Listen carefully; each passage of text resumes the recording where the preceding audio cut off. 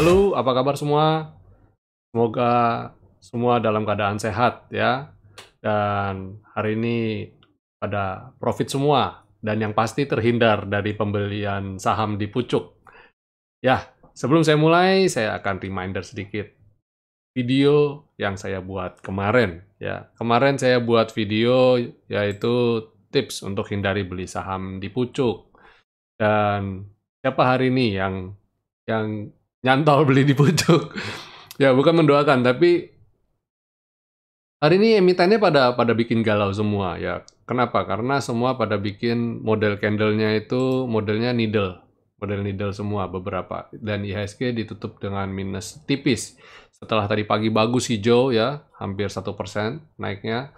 Dan sore penutupan juga sempat bikin galau, tapi endingnya malah ya minus tipis 0,15% saja. Ya, cara untuk menghindari beli di pucuk bagaimana caranya? Ya, ini saya kasih summary sedikit apa yang saya bawakan kemarin ya. Pertama, pastikan Bapak Ibu masuk dengan money management yang benar ya. Pastikan semua dengan trading plan ya. Pastikan semua sudah dengan trading plan dan satu lagi, jangan kejar saham yang lagi terbang. Kalau hari ini tadi pagi terbang ya jangan dikejar. Paling bagus beli itu menjelang sore ya, sesi 2. Di atas jam 2 itu adalah jam ideal buat saya. Jadi jam 2 marketnya kita udah tahu arah pergerakan market. Mau merah, mau hijau kita udah tahu. Dan yang pasti harganya sudah stabil. Kalau pagi masih volatile, siang sudah stabil. Jadi lebih nyaman buat kita untuk entry.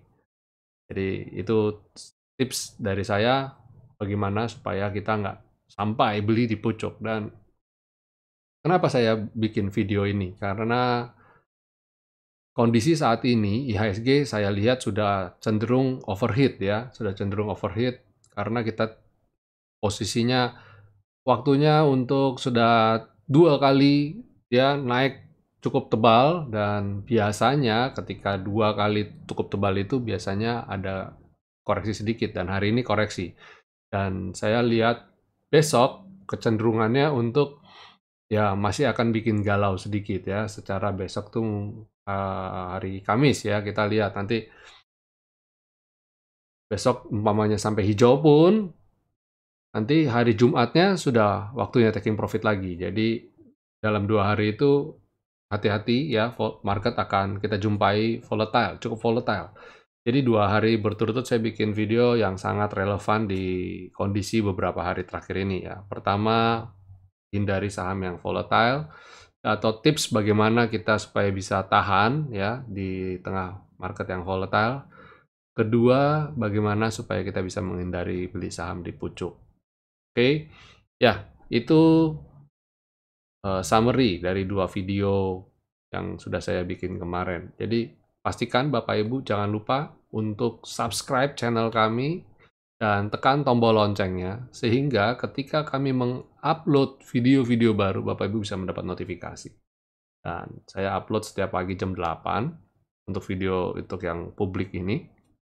Jadi sebelum market buka, setidaknya Bapak Ibu sudah punya pegangan, sudah punya persiapan dulu. Oke, itu dari saya, sekedar summary ya. Sebelum saya mulai, kita coba cek dulu sebelum saya beri rekomendasi. Nah, ini kondisi market hari ini ya. Kondisi market hari ini ditutup dengan minus 0,15 di level 5.822. Masih oke, masih bagus karena harga close-nya tetap di atas high kemarin. Jadi trennya pada dasarnya masih bagus ya.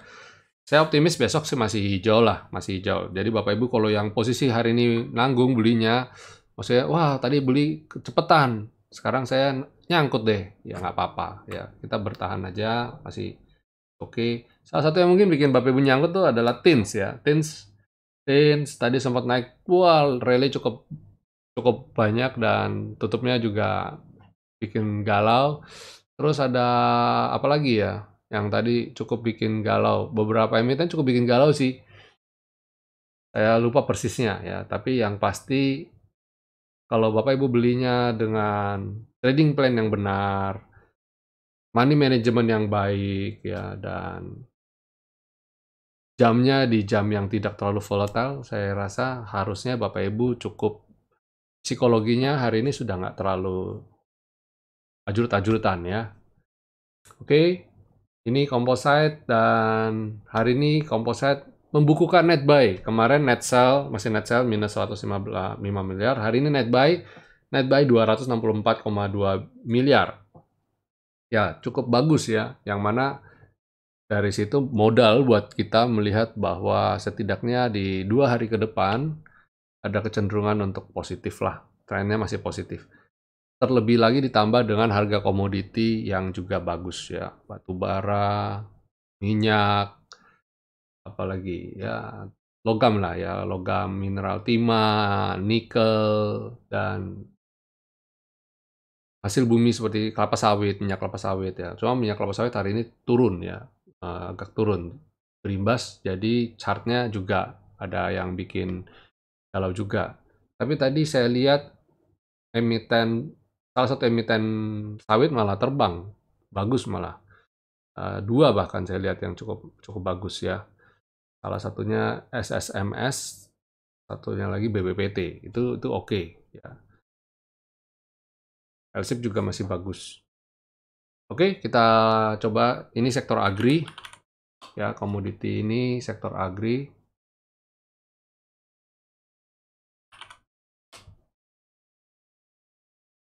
Ternyata naik ya.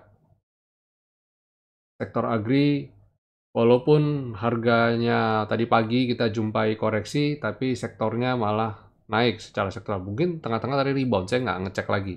Lupa ngecek saya. Harga minyak kelapa sawit gimana. Tapi pada dasarnya trennya sih hari-hari ini masih oke ya. Tadi saya udah bilang tambah sektor komoditi yang naik ya. Terus mining juga naik. Nah ini dua ini kan komoditi ya. Kalau mining itu lebih luas. Mining itu saham semua emiten yang pertambangan, yang berbau pertambangan semua ya. Dan kemudian apa yang hari ini oke? Finance juga masih oke. Kemudian basic yang kayak IHSG nih basic modelnya nih candlenya. Terus miscellaneous industry koreksi ya. Terus consumer koreksi juga. Ini koreksi sehat lah. Dia tidak bikin lower low ya. Cuma bikin galau aja. Trade koreksi. Dia koreksi tapi tertahan di selendang. Saya lihat ini bagus ya. Saya ada rekomendasikan infrastruktur. 2 emiten infrastruktur untuk hari ini, untuk perdagangan besok. Kita manfaatkan model candle seperti ini untuk buy on weakness. Lalu apa lagi? Properti. Wah. Oke. Semua pada dasarnya masih oke ya. Ya seperti Bapak Ibu lihat kayak gini. Candle merah tapi tetap aja naik gitu ya. Santai aja. Jadi kita menyikapi market merah nggak usah terlalu berlebihan juga lah. Santai aja lah. Kadang-kadang berita itu terlalu menggembar-gemborkan ya. Berita jangan terlalu nah. Kita fokus dengan trading plan kita, fokus dengan trading kita bagaimana, dan fokus bagaimana money management kita, hitung risk management kita, dan sebagainya. Ya, oke. Untuk besok, saya ada 5 rekomendasi saham seperti biasa untuk besok, yaitu Pegas. Pegas ini saya lihat dia sebenarnya trennya bagus ya setelah dia rebound dari support, di area support tepatnya. Dia hari ini mencoba untuk berlawan, cuma tadi ada gap, mungkin dia berusaha untuk nutup gap dulu. Besok saya lihat dia ada kecenderungan mungkin potensial untuk nutup gap, dan saya lihat dia akan potensial naik lagi. Saya lihat areal nawar Pegas bisa di sekitar selendang ini ya, silakan untuk Bapak Ibu yang mau beli. Kemudian Telkom. Nah, Telkom juga sama ya, sama kayak Pegas. Pada dasarnya dia tidak buat lower low dan dia mulai berpotensi untuk naik, cuma dia tertahan di resisten selendang. Kalau bisa Telkom besok bisa di atas selendang, itu akan baik sekali. Terus satu lagi adalah BRPT. BRPT ini tadi sempat pada yang tanya, Pak, saya mau beli di mana? Saya bilang, ya beli cobalah, let's say di 1100 atau di bawah 1000 di bawah 1.100 sedikit ya, sekitar 1.080 ya, nawar aja gitu loh. Tapi ternyata dia penutupan bisa bagus ya di atas. Di atas atau kalau nggak sama dengan high kemarin ya. High kemarin itu di level 1125 dan hari ini ya 1125. Jadi itu perlambang tren yang bagus ya. Someday pasti saya yakin ini akan naik dengan baik. Hold aja untuk BRPT yang belum punya, buat yang mau beli silakan Bapak Ibu, kalau besok candle-nya biru tua itu baik sekali. Dan cermatin BRPT jika mampu breakout ya, mampu breakout silakan. Nah ini, kalau dia mampu breakout ini, wah keren. Kemudian BJBR. Sektor finance seperti yang kita tahu sebenarnya bagus ya, cuma tadi mungkin ada sedikit gejolak sedikit, tapi mungkin aksi profit taking aja, saya harap begitu. Dan kabar baiknya adalah BJBR ini bukan pemegang market cap, jadi kalau finance koreksi, belum tentu BJBR ikut koreksi.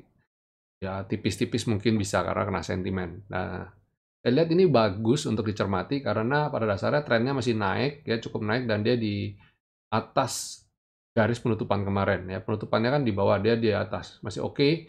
Dan ini candlenya juga bagus, model bentuk candlenya saya lihat juga peluang untuk naik masih besar. Jadi manfaatkan untuk buy on weakness BJBR.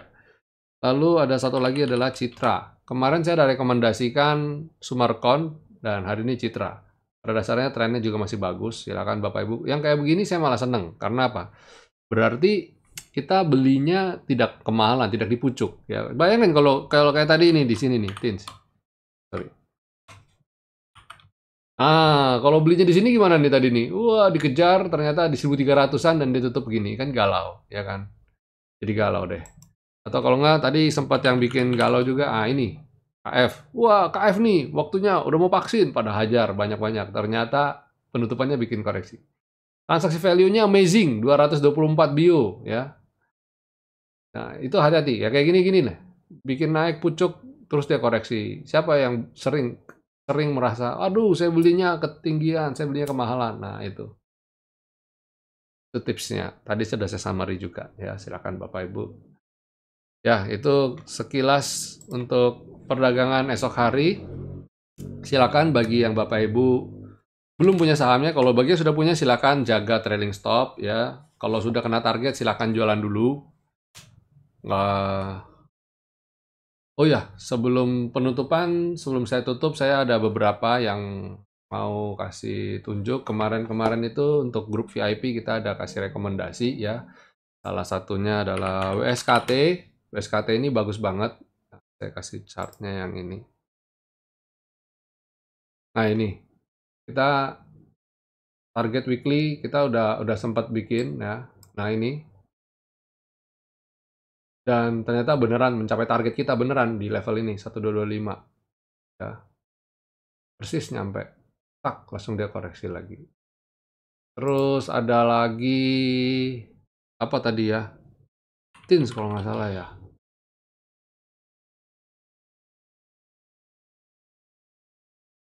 Nah ini, saya berharap dia targetnya nyampe, tapi udah keburu koreksi. Tapi nggak apa-apa makanya teman-teman bagi yang galau nggak usah khawatir, sabar aja dulu ya. Saya yakin targetnya potensial untuk ke sana. Ya itu dari saya.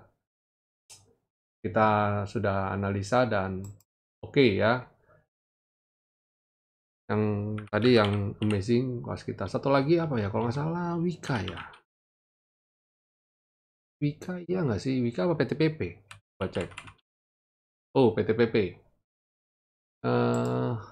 Nah ini, kita sudah ukur dan betul-betul nyampe gitu ya.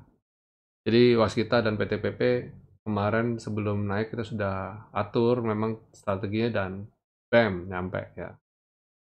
Ya ini buat promosi aja, buat bukti bahwa kita selain melakukan analisa berdasarkan kuantitatif, kita juga